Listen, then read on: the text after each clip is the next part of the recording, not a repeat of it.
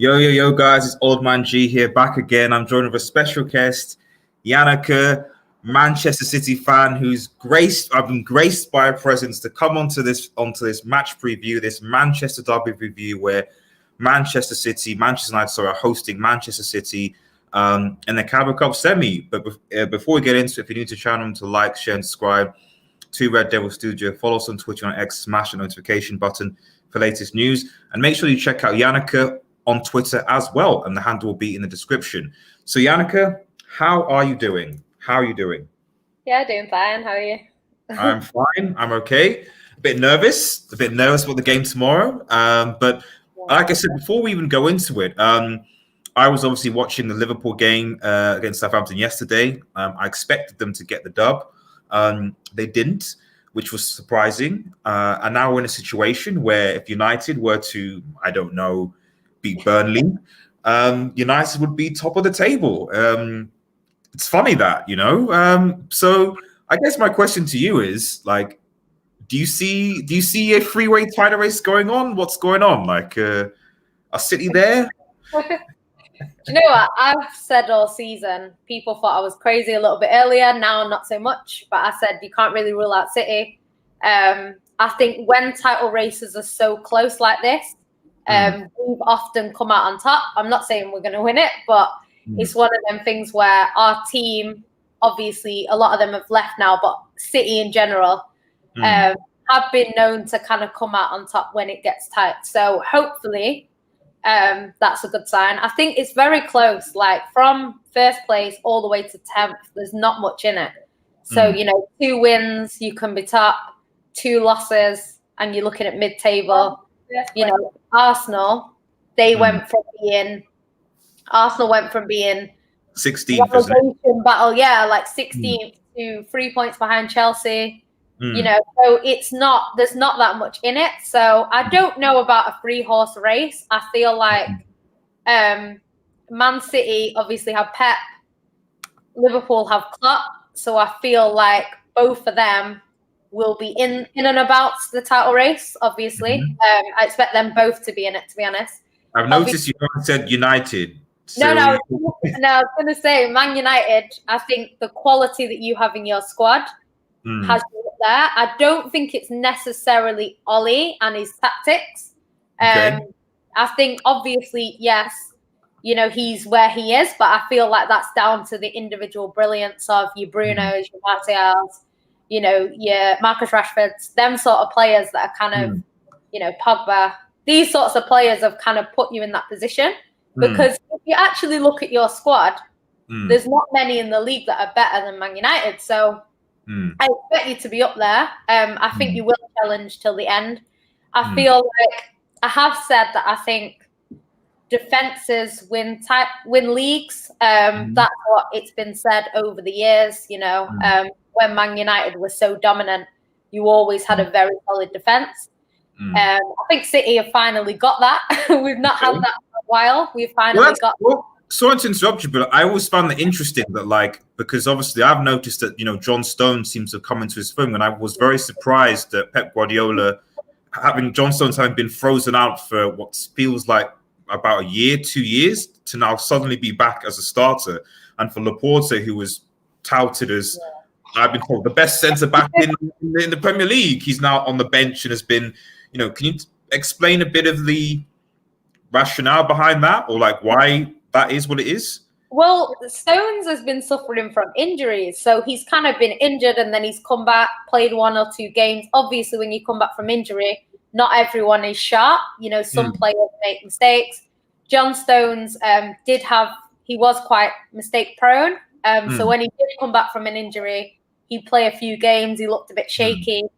I think the problem with City is we always had, over the past, 10 years before that, we always had Company, who was a solid defender. He's a leader, and he would lead the back line. Laporte, as good as Laporte is, he isn't a leader. He's a fantastic centre-back, but he's not a leader. So what would happen is if you put Laporte and Stones in, Stones is not going to look better than he is, if you know what I mean. Whereas Ruben Diaz is a leader, and he's come in. He gives me Company vibes. I've said this since he came in. and he's a leader at the back. So next to John Stones, he always looks solid. I feel the same for Liverpool with Van Dijk. When Van Dijk's in, Gomez looks decent. You know, whoever is next to Van Dijk looks decent when they play when he plays. But if you take Van Dijk out, you then see, you know, the sort of mistakes being made that might not have been made when Van Dijk's next to, you know, Gomez or whoever it is. So I think that's what's kind of strengthened City's defence. I thought at the start of the season that John Stones was done at City. I thought he would leave. And he's come in and he hasn't put a foot wrong, to be honest. I think he conceded 1 goal, and that was that Hudson-Odoi one, which was just about onside. If it was onside, it wasn't one of them where it was a terrible mistake. Didn't you concede to West Brom, didn't it? Was Stones not playing there?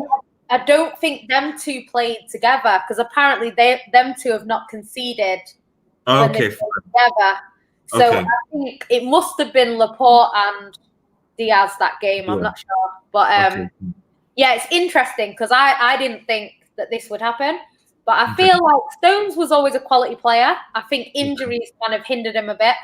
And I think since Diaz has come in, he's just had more confidence and he's doing well. Obviously, Diaz is the better defender out the two. But yeah, I think he's doing well. I'm happy for him because, you know, I thought he was done, to be honest. No, fair enough. And I agree. And you know,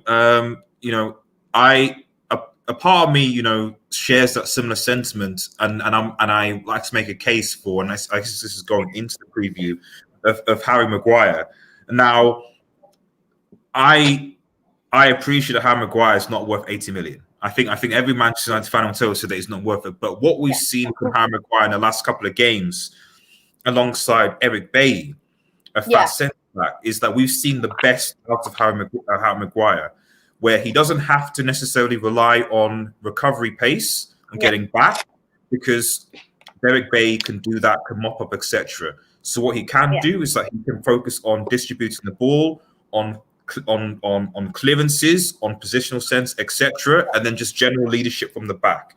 And so we see, I'm not saying he's been world class, but in recent games we've seen a better Maguire because of Eric Bailly. And I think that United going forward, if Eric Bailly is playing alongside us four, I think are a much different prospect than we were when we were playing Maguire and Lindelof, which is why I think that almost going back to the idea of our United in a title race, we are, so long as Bailly is fit. If Bailly gets injured again, which will most likely happen, then unless we get a paid centre back, it's not going to happen.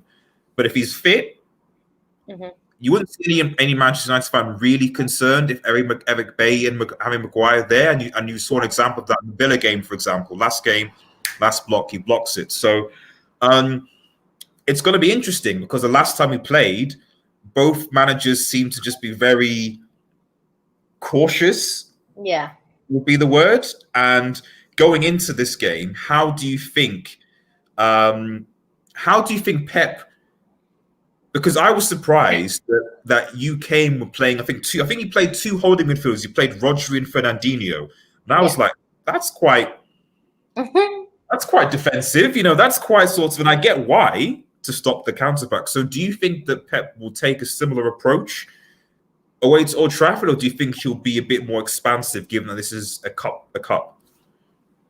It's interesting because he's actually changed his tactics. Because I think people used to say, you know, Pep just goes for it, and you know, on days when we can't score or we can't get past, you know, the bus or whatever, you know, we didn't score, and like we would end up losing that game, and or we'd kind of go all out for it and end up losing like 3-2 because it's end to end and stuff like that. So he's actually changed his tactics a little bit. We're more defensive. He does tend to play 2 DM. He'll play like Rodri and Fernandinho, or he might play Rodri and Gundogan. So it's quite a defensive team in general this season. I think he's done what he needed to do, because last season we were too open. Teams were just counter-attacking us. Even the start of the season, that's what was happening before we got Diaz in. And I think it's working well so far. I think Gundogan has been excellent this season. Can't fault him. Rodri does what he says on the tin. He's nothing special in terms of he's not one of these David Silvas where he's going to entertain you, but he does what he needs to do. The only difference between Fernandinho and Rodri would be obviously that Fernandinho is more prone to making them tackles that stop the counter-attack, whereas Rodri's a little bit too nice, I'd say, at the moment. Kind of just passes it around. You know, he's not going to take anyone out. Whereas Fernandinho would if it meant that, you know, to stop a counter. So I think they're a little bit different in that way. But Rodri's doing okay. I think he gets a lot of stick, but really he does what he's there to do, which is pass it around and control the game. Okay. He does that. I think I'm not sure what will happen at Old Trafford because against Chelsea we looked a lot better going forward. We haven't been like that this season. But I know Pep and I know he will change the squad around. So we're not going to get the same squad as Chelsea. We might get Fernandinho because he didn't play the full game against Chelsea, which I hope so because I think we need Fernandinho. Well, that's an interesting. It goes on something about what you think the predicted lineup will be, and obviously, given the fact that obviously you've still got some City players that are presumably in the whole pandemic lockdown situation. So I presume Kyle Walker, Edison, Jesus. I don't know who the other two were. Are going to still be in isolation. So who are the other two actually? Just out of curiosity. Edison. It's Edison, Gabby, Kyle Walker. Yeah. Mendy, is it? Just gone out of my head now. No, Mendy's not got it. Who is it? There's a youth player, Doyle, who wouldn't play anyway. There's two youth players. I'm just trying to think now. That's just gone out of my head, like just straight away. Ferran Torres. He's out. Ferran Torres. Okay, fine. Who's the other person? There's someone else as well, but I can't remember. So yeah, I think it's yeah, go on. I was just going to say, so based obviously on that knowledge, like how do you think, what is the predicted 11? How do you think Pep is going to set up? Who do you think is going to play basically? Well, with the cup games anyway, I think it would be Stefan, probably over Edison. Okay. He played Stefan against Arsenal. So Stefan in net. I just think Cancelo is undroppable at the moment. I don't think he can drop him, but I think he will because it's a cup game. I feel like he might bring Laporte in if Laporte is fit because he had a slight hamstring injury. He might bring in Laporte. I think it's a good idea because even though John Stones and Diaz are playing really well, I think Laporte is more likely to score from a corner than Stones or Diaz. So I think potentially he could come in. So I think he can't drop Diaz. We're not the same without him. So I think Diaz will start. It could even be Diaz and Aki, depending on who's the fitter out of the two. And then full back, obviously, right back. We do have Mendy. And we have Mendy and Cancelo that can play in the full back positions. But I don't know. He might start Mendy. He might play Mendy. I just think he's a little bit more risky. Yeah. I won't want to risk anything. Yeah. So I think he can't drop Cancelo. Cancelo has to play. So it's just whether he plays him in his actual position of right back or whether he switches him to the left. But I think I'm not too sure. He might play Zinchenko again because he played well against Chelsea. But I think he'll rotate. So I'm not too sure. He could even play Aki out on the left if he does play Stones and Laporte. I mean, Laporte and Diaz. So he could play Aki on the left. That works quite well for me because he's quite defensive. But obviously he'll want to attack down the wing. So I think it's more likely to be someone like Zinchenko that'll go on a run. So yeah, I'm not too sure on the defensive side of things because it can be anything. Midfield, I hope that he's going to play De Bruyne. So do you think that he's going to play a 4-3-3 or 4-2-3-1? He plays like a 4-2-3-1 or like a 1-3, depending on how you look at it. But yeah, that's how he plays. So I think he will play he will play 2 DMs. I think we need that. We need to stop your counter attack. We've been playing that way all season, so I don't think he can change it either. It's just whether it's Rodri and Fernandinho or whether it's Rodri and Gundogan, but it'll be one of them. It could even be Fernandinho and Gundogan, but I think that's quite attacking. So he wants someone like a Rodri that's not going to do anything rash. So yeah, I think we'll see. I don't know. It's hard to predict a Pep lineup anyway. I think on the wings he'll go with Sterling, even though Sterling against Man United doesn't normally do too good. But to be fair to him, he still gets in positions, decent positions and stuff, so he could always pop it. We're still waiting. We're still waiting for Sterling to. He just seems to be he lives in pockets all the time when it comes to United. I just don't get it. I don't know what he's doing. But I think he'll start Mahrez because Mahrez didn't play against Chelsea. So I think he'll play Mahrez. And then I would like to see Foden again, but I know he won't start Foden. But I would love to see Foden. And then up front, I think he's got to play Aguero because he played him a little bit to get him sort of match fit. So I think he should start with Aguero, but I don't know whether he will. With Pep, I just don't know because you think he's going to bring Aguero in and then he doesn't. And I know he's trying not to risk him too early and lose him for the whole season. Yeah. But it's just it's hard to know who Pep's going to pick. Yeah. Because obviously Varane would have played as a striker, but he obviously is out with COVID. And, Sterling, he plays there sometimes, but it was interesting the other day against Chelsea because we thought he was playing Sterling up front and it turned out to be De Bruyne. So that worked quite well. I think it worked better when Sterling is getting the ball to De Bruyne than De Bruyne getting the ball to Sterling. So I don't know. I don't think he'll do the same again because he knows Ollie will probably look at that. So I think he'll change it up. But I think it'll be Mahrez, Sterling, Aguero, Fernandinho, Rodri,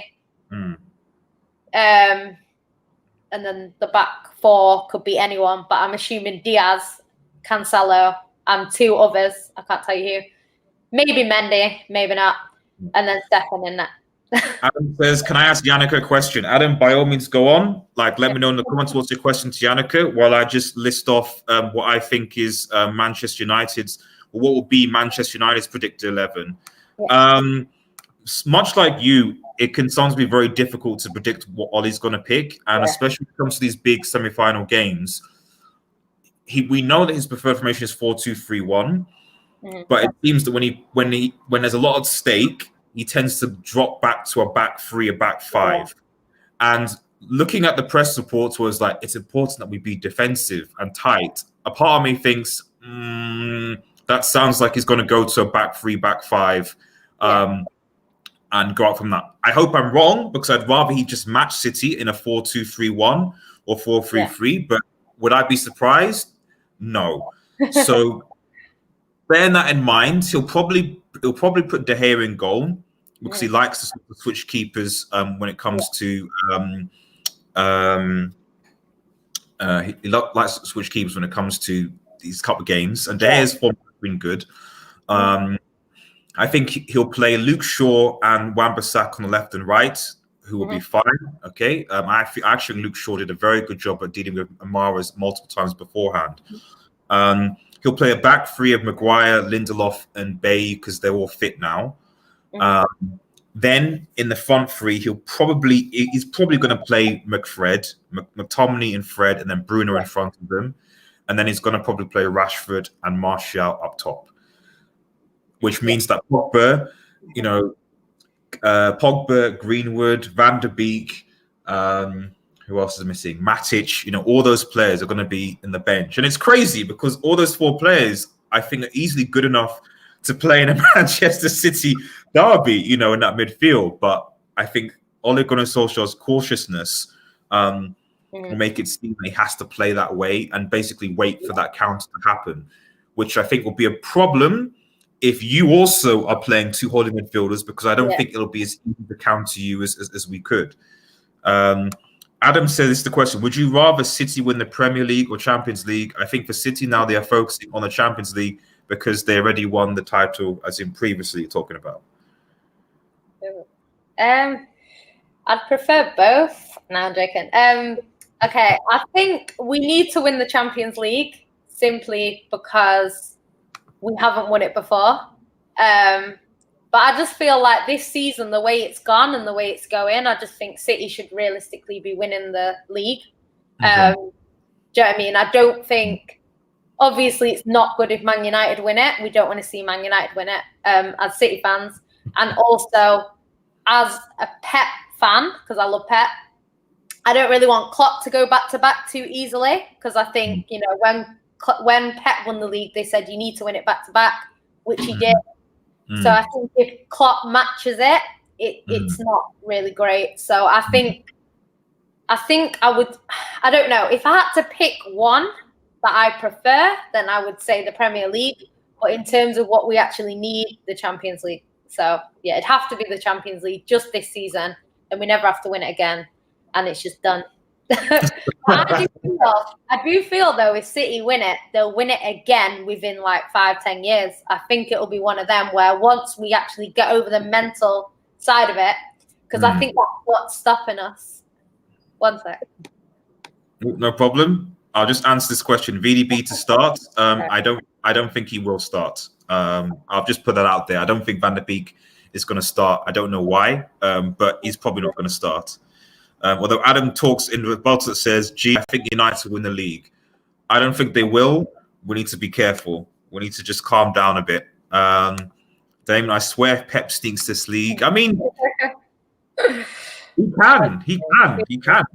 There's no reason why he can't. So what did I put? Oh yeah. Fast forwarding bits, so we're 20 minutes in. Combined 11. So I've got my formation generator up here. Yeah. I'm curious to see how this debate is going to unfold, because the only rules I really have for this, so there's a bit of blue and a bit of red, is that basically the players have to basically be available for this game. Okay. So they won't be injured or obviously isolation. So that's why you can't put Kyle Walker or Edison or something like that into this game. They have to be available. But as long as they're available, there's no, and obviously based on recent form. Okay. So if they were balling like previous seasons, then the only thing is on formation, seeing as Pep is probably going to play a 4-2-3-1. Should we have a 4-2-3-1, because that's how United plays? So we'll do that. I'll just change the formation. How do I do that again? Yeah, I think we'll both play like that, to be honest. It's 4-4-2. So, just 4-2-3-1. There we go. Okay, players. Right. Okay. So in goal, there's no debate Tuesday. If Edison was there, it's a debate. But yeah, no, not Stefan's not proving yet. He looks all right, but he's not proving yet.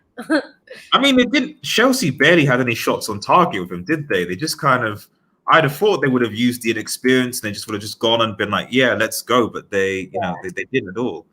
So I just get some comments in. Why? Just getting some comments in. Adam's not happy. De Gea has been looking like old De Gea. Yes, that's true.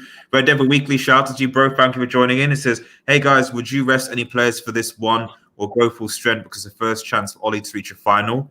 As a United fan, I wouldn't. But Lianaka, was a City fan, would you say that City should rest key players? Do you even have a choice, considering that most of your squad is out isolating?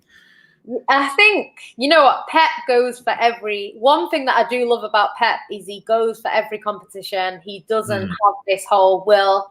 And you know what, to be honest, as a fan, what you want to see is trophies. You want to see your team win trophies. And I think these teams that kind of say, oh no, we're going to focus on the league. It's like, unless you're in a position where, it's neck and neck and every game is like a match and they're in no competitions, I think it's like, you should just go for every competition, because I think you tend to do better when you're in more competitions. Most teams, when they're on, like, I know Liverpool, because of their squad depth, have had to drop out of cups to win the league. But I think, like City, like, people talk about how much money we spent. The whole reason why we spent so much money is so we can be in every competition. That's the whole point. There's no point in not spending money and then you can only compete in one trophy a season. It doesn't make sense. especially when you can afford to buy enough players to kind of handle it. So, yeah, I think I like the Carabao Cup. I think when you win the Carabao Cup, it pushes you on to win more trophies. Not always, obviously, but I think it helps. And yeah, I think it's going to be difficult anyway, because I think even if you beat us or we beat you, it's not over and done with. Like, the final is not going to be easy. I'm assuming it's going to be against Spurs. I can't imagine that Brentford are going to win. And that won't be an easy game with Jose Mourinho. I think Spurs in general are Spursy, as they say, but Jose Mourinho isn't, and he is, like Pep, very, very good in finals. So I don't think it's going to be very easy at all. So yeah, it's hard. I think both games will have to be full strength. If we get to a final, same again. Do you know what I mean? No, I know. I agree, Annika. I agree. Right. So we're now. Let's go. Let's go the centre backs now. Yeah. I certainly have no problem giving you one, but I've got to get Eric Bailly in there. I've got to get him in there. Yes. Would you take that? Yeah, I don't mind Bailly. I think he's solid. You know. I'll put that. So 3. Okay. And which was the other centre back, would you say, from the City side? Diaz. Yeah. Okay. Right. So on the right, to be honest, we only have Wan-Bissaka, and I can confess that Wan-Bissaka's form in the last couple of games has not been great. But what do you have? You would have. So it's normal. Cancelo is best in the right, so I would put Cancelo because his best position is on the right anyway. So, but he plays left back a lot because we have Kyle Walker, so that's why. But yeah, he's a right back. I think on form, I would put Cancelo. I would put Cancelo there, to be honest, because Wan-Bissaka's form just has not been the greatest. Red Dead Weekly says we could see Pogba and VDB to fill the gaps. Damon says Pep is a trophy merchant, which is a good thing. When will Diallo kid arrive? I think the next week or so, from what I'm hearing. I'll be posting a video soon. And Vilton sees Manchester City will pimp United. Ollie at the wheel. Vilton. Jinxing us. I think he's a Real Madrid fan. So I think he needs to focus on the fact that they might lose the La Liga title to Atletico Madrid. So if you're listening, Vilton, just bear that in mind. It is what it is. Left back. Here's where I could make an argument for Luke Shaw, given that in previous encounters when he played, he generally has gotten the better of your forwards, in particular Riyad Mahrez. Alex Telles has also been solid for us, but he's not played as much as Luke Shaw has, I would say, even though I think he's also a reasonable candidate. I don't know what your thoughts are, but I would say that Luke Shaw is reasonable to be placed on this side, given his performance against City, usually in previous games and also this season. Yeah, well, we have a left back problem, so obviously Mendy on his day is brilliant, but in terms of form, not so much. That injury off the pitch. Well, yeah. Off the pitch, you know what? I think it's like even. I don't know. I think Kyle Walker has done worse, and it's kind of gone under the radar. I don't know. He had 2 people to his house. It wasn't like he had 7 people around. He had 2 people in the shop. So I'm not condoning it because obviously he broke the rules. But like, I think there's worse things you could do than have 3 people around. Like, I just think Paul Scholes' daughter had like 7, 8 friends around. So there's worse out there that's not really been seen. I completely agree. Well, I mean, Jack Grealish, enough said. Let's not go there. Been doing it. A lot of the Brazilian players I think have been meeting. But they need that when you live in a foreign country and you're on your own. It's a lot harder than people just living in their own country and going to work normal. And I'm not condoning what they're doing, but I just think it's hard because I've been working full time So it's like the only thing that's changed with this pandemic is that I now have no social life. So it's like it's taken away the social aspect of your life, which is what you do to get through work, and basically saying you can go work and go to bed, which is not for your mental health. It's not great. Yeah. So no, I agree. I'm not really at the start. I was like, no, people need to stay in. At last lockdown in March, and I was like, everyone needs to just do what they're told. But now I'm just thinking it's gone on so long. It's been handled so badly. Yeah. That I think, you've got to sacrifice your mental health or your physical health. So it's one of the two. It's hard. I agree with that, Yannicka. I definitely agree with that, especially the longer this goes on. Wilton's always relaxed. Manchester United doing the quadruple Europa League, EFL, FA Cup, Carabao Cup. No reverse juju, I promise. It is reverse juju. I'm going to take that back. Okay, send that back to send. Take that back.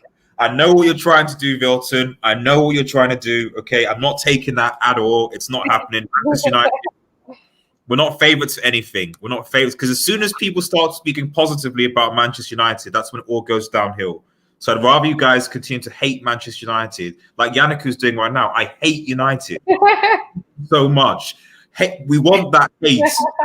Even after the Liverpool game, I saw the hate on my Twitter feed when it was like, United get penalties. We get penalties all the time. Penches are prime with the ref. But we want that. We want that hate. But as soon as you start saying positive stuff, the power goes. So keep hating is what I'm saying. Keep hating. Into midfield. Okay. 2 holding or not. It depends. But I'll give you one of these because, to be honest, for me, I could put Fred. I could put potentially even Matic there. Could possibly put Pogba in one of these positions. But I'm also thinking that it has to balance with who you suggest. I think right now, my favorite player is Fernandinho in terms of my favorite player. But on form, Gundogan has been our best player this season. He's been unreal. I hope he starts. I don't know if he will, but I hope he starts. He's been unreal. So it has to be Gundogan in there. I think he's been playing a little bit more attacking than he normally does. But yeah, Gundogan. So part of it, if you're going to play Gundogan, because you said he is be a bit more attacking, more going forward. He's still like a DM by role though. He's still in the DM position. It's a tough one because all our midfield generally have been quite solid, in different ways in different games. Matic has been, Fred has been, Pogba has been in this position. I guess I'm probably going to put Pogba here. Do you know what I think you're going to struggle with here? Because in a combined 11, you can't leave Bruno out and you can't leave De Bruyne out. So I feel like maybe it should be 4-1-2-3-1. Do you know what I mean? What, to change it to? I mean, you say one DM and then De Bruyne and Bruno. You say you can't leave De Bruyne out, Yannicka. However, I'm just making an argument that if we're looking at goals and assists this season since Bruno has came and goal contributions, player. But there's no player that you can say from United that's been better than De Bruyne apart from Bruno. That's the problem. That's what I'm saying. True. So Pogba hasn't been better than De Bruyne, even though De Bruyne has not been at his best. So that's why I'm saying I wouldn't leave Bruno out because Bruno deserves to be in there. But I think also De Bruyne also deserves to be in there. So I don't think any of our wingers have been better than Bruno or De Bruyne. You could put De Bruyne out on the wing because he's been playing a little bit of a different position, but obviously it might be better to just do it so it's like. Would you say something like this, like a 4-1-4-1, or? Yeah.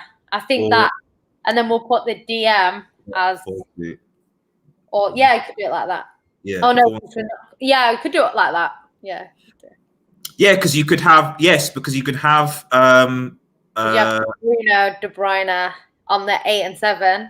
and then a 6, and then you could even add Pogba in there as well. Okay, so what I could say. Okay, so would you say would you put Gundogan as the 6? Yeah. You're saying okay, fine. Okay, I'll give you that. If I'm spelling that right. And then you can put Pogba as the 8, maybe. Yeah. I think we can go for that. And then Bruno and De Bruyne can go either way around. It doesn't really matter. They've been quite attacking, haven't they? So. I would say Bruno's probably been slightly more going forward. So I'll probably miss the Bruno 9. and then And then De Bruyne here. Right. Okay. So we're left with a front 2. Oh god, our attackers haven't been the best. Actually, the best attacker for us this season, I'd say, is not available. So I wouldn't even give you the attackers, Yannicka. I generally would give you the attackers from this game. I would put that are available. Like I would, because you can't use Aguero really because he's not really played. No, he's not been. Ferran Torres isn't there. Gabriel Jesus isn't available, so it has to be Martial and Rashford. Yeah. We don't have because Ferran Torres and Raheem Sterling are our top scorers this season. But do you know who would, I'd say, on form has been brilliant, but he hasn't played as much, would be Foden, because Foden's been sick, but he hasn't played every game. Agreed. So Foden's the only shout that I would say, but so far, I think if we're doing this at the end of the season, he gets in. But right now, probably not. Martial and Rashford, Yannicka. Yeah. The delight in your voice, I could hear that. Normally, if we're doing a combined 11, it's Aguero all day. Obviously, Aguero's not played, so he's not played. I'd never put Martial over Aguero usually, but it is what it is. So what would you have? 1, 2, 3, 4, 5. So that's 7 to Manchester United. And 4, have I counted right? Yeah. 1, 2, 3, 4, 5. Yeah, 7 to Manchester United. 4 to... Now, would you have said that at the beginning of the season that on a combined 11, 7 would be Manchester United and only 4 would be Manchester City, Yannicka? I think it's just based on current form, though, because really, Bailly, like I'm saying, at the end of the season, it's probably going to be City's defence, because defensively, City are the best in the league. So, do you know what I mean? So really, to have 3 Man United players in there when your defence is 14th and ours is number 1, don't really make no sense. But I get why we're saying that. So really, it should be Stones over Bailly, if we're being honest, because Stones has conceded 1 goal. Bailly's conceded more than 1. So I mean, that is.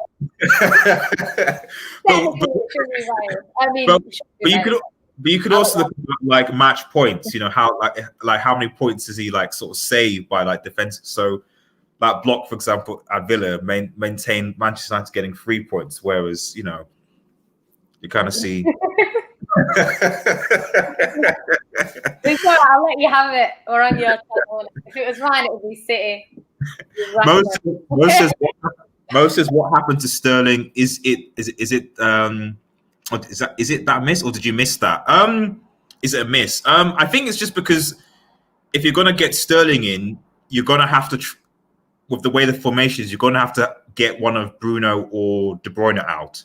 Yeah, would be my argument. And so you have to get De Bruyne and Fernandes in this team. Yeah, Sterling, you know what? Sterling's been all right, but I just think attacking this season, City haven't been at their best. Or it's starting to click now. So this is what I'm saying. I think even if we do this in a month's time, I think it looks different in a month. But right now, the only thing that I would argue with a little bit is the defense, because our defense has been great. But if Ederson was fit, I would put Ederson in net, because Ederson this season has been brilliant. He's been really, really good.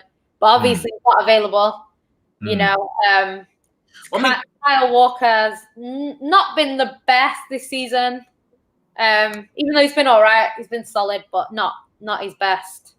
Mo says the open goal in the CL hasn't been the same since. Has that affected Sterling's confidence? Or I think Sterling has always been the type of person where he he creates an awful lot of chances. He scores a lot of chances and he misses a lot. He's always been like that. Statistically, Raheem Sterling is one of the best, which is amazing because everyone talks about he's missing. But actually, if he was more clinical, we'd be putting him up there with very big players because his stats are mad.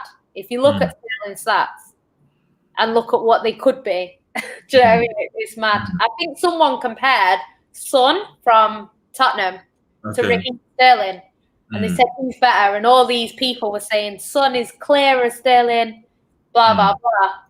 And when they actually went through each section, because obviously he's not a striker, so even though the job is to score goals, his sole purpose is not simply to score goals, it's to assist. It's to hold the ball up. It's to run down the wing, make tackles, take on players, all this kind of stuff. And basically, Sterling came out on top in every single area apart from, I think it was, how clinical they are in terms of how many goals per shot. Everything else, Sterling was on top. Because Sterling misses big chances, everyone says, oh, he's not that good. But he is a brilliant, brilliant player. And I think he does need to be a little bit more clinical. But then at the same time, he's won City League before. He's won us league. There's games like, say, for example, Man United win the league at the end of the season. You can pinpoint that Wolves game and say Rashford won you that game. Do you know what I mean? So it's like, if he does that again, it could be a point in the season where you turn around and say, actually, Rashford won us this title because he won you that game.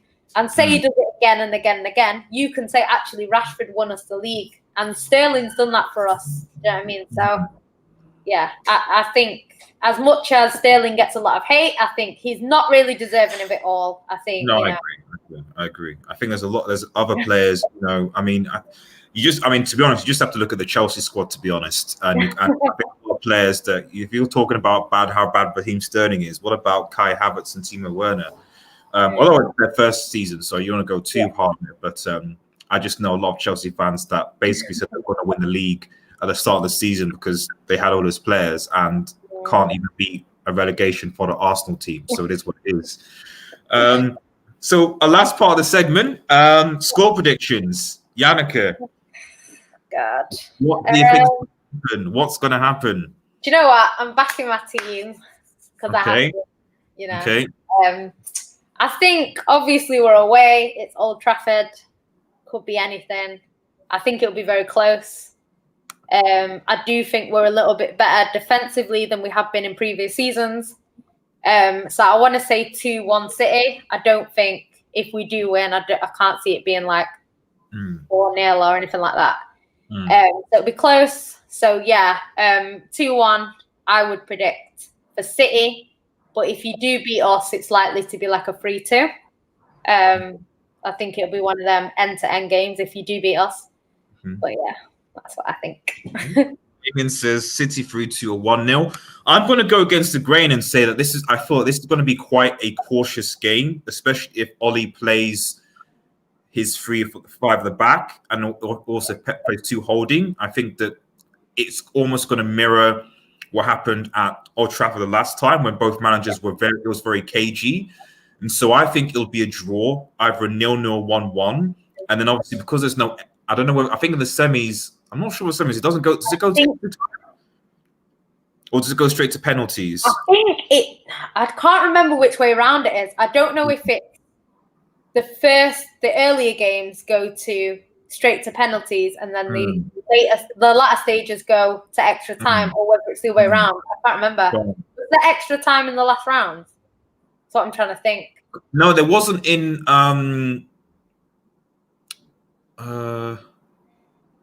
I don't think there was in the there wasn't because I remember because we against Everton, because we played in the last round.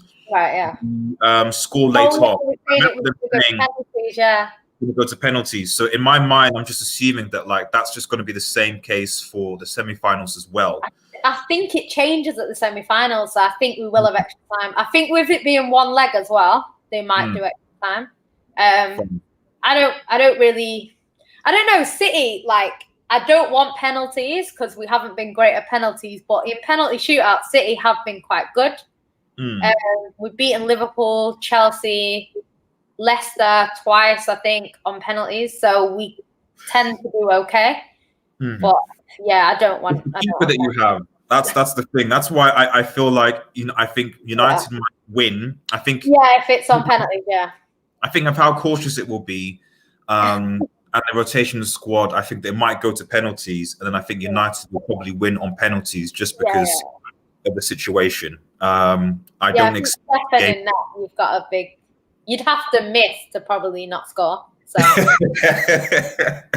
Well, I don't think De Gea is the best penalty shot stopper either, to be honest. I think Henderson's probably better, and he actually might start. But I just think that I'd be very surprised if I saw quite an open game here. There seems to be an element, whatever people say about Ollie and stuff, there seems to be an element of respect, at least that Pepper's meant to Ollie and vice versa, to sort of cancel each other out. And because of that, I just think it'll be, unless someone makes a massive mistake, I think it'll just be a very cagey game. And so because of that, penalties will be the situation. I mean, it says Ratang Jung says in transfer window can sign only Woodward can sign for bench until Glazman, Woodward, Love, only blood money, Woodward, Glazer out. So we've got a Glazers out and Ed Woodward out. Fair enough. We don't have the owners that City have, who are great owners, as opposed to money grabbing bags. But yeah, Yannick, thank you so much for coming on. I really appreciate it. Guys, follow her on Twitter at Yannick on Twitter, please. And the link will be in the description. So head over and follow on Twitter. May the best team win. Final thoughts. What are your final thoughts on this whole mess that is the Premier League? Do you know what? I don't know. I think this season it's so hard to call. Like 1 week, it's Spurs are going to win the league, then it's Chelsea, then it's Arsenal, then it's not Arsenal, but do you know what I mean? Like, it just changes every week. And I just think it's never going to be Arsenal. I think City are in a good position in terms of where we are in the league and the fixtures that we've got upcoming. But I think normally in a season, you think we got Brighton, 3 points. We got West Brom, 3 points. That's not the case this season. Like, anyone you play against, you could lose or draw to. So I think even though on paper we have easier fixtures than maybe some of the other teams, I don't think they're easy games. And it just depends who turns up on the day at the moment. That's how it seems to be. And, it's almost like, cup games where it's 90 minutes and anyone can win. I feel like the Premier League's like that this year, which is strange. So, but exciting, I guess, because it means that it's unpredictable and probably the best that we've seen in a while. Because, as you said, you don't know, and because of various things like injuries, isolations, and things, and managers' different tactics, you just don't know how managers are going to basically just sort of respond and go about this. So you're right. I look at the City's fixture in January, I'm like, these should be easy dubs. But I also thought that West Brom at the end should be an easy dub, I was surprised at Leicester with 5, so you don't know. And I think that's what makes it good. So thanks to everyone who's been watching. If you're new to the channel, remember to like, share, and subscribe to Red Devil Studio. Follow us on Twitter and on X, and smash the notification button for latest news. Have a nice day, everyone. Take care, and cheers.